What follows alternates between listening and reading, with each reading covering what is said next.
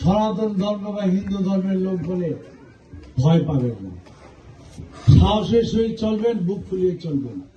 কোন প্রকার জুলুম নির্যাতন বা আপনার অসুবিধা হলে সেটা আমাদের দলের নেতা কর্মীরা হোক বা অন্য ষড়যন্ত্রকারীরা হোক, সেটা আমাদের অভিহিত করবেন, আমরা যথাযথ ব্যবস্থা নেব।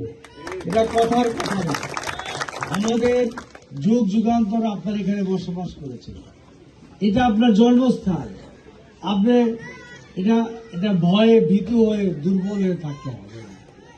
1500 মানুষ জীবন দিয়ে বৈষম্য বিরোধী বাংলাদেশ তা গঠন করার অধিকার করেছে এবং শেখ হাসিনা এককভাবে ভোটের অধিকার, আইনের শাসন, গুম খুন করে বাংলাদেশের ক্ষমতায় ছিল।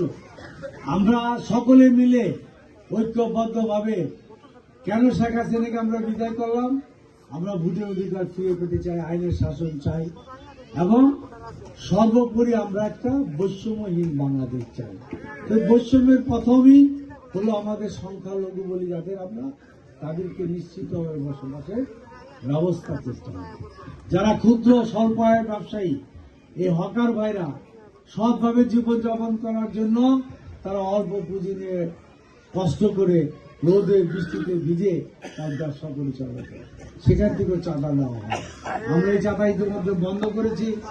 ময়লা পরিষ্কার নামে টাকা বাড়তি নেওয়া হতো, সেগুলো আপনারা জানেন যে আমরা মাইকিং করেছি, অনেকটাই বন্ধ হয়ে গেছে। মাদকটা আমরা বন্ধ করার চেষ্টা করছি, ইনশাল্লাহ এটা আমরা বন্ধ করব। মাদক, চাঁদাবাজি, দখল, জুলুমবাজ, এগুলি আমরা ঢাকার 11 আসনে একটা নজিরবিহীন ভাবে একটা দৃষ্টান্ত স্থাপন করে আমরা এটা করছি।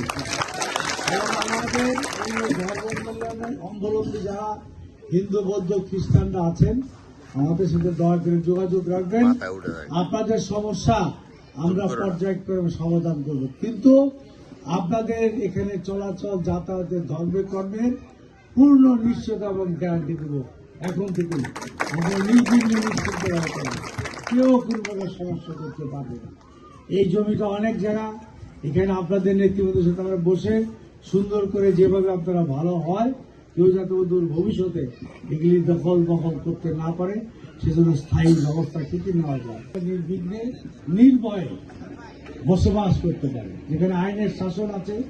আপনি যে ধর্ম, বর্ণ, গোত্রের লোকের আপনি অন্যায় করলে আপনার প্রতি আপনি বিচার পাবেন।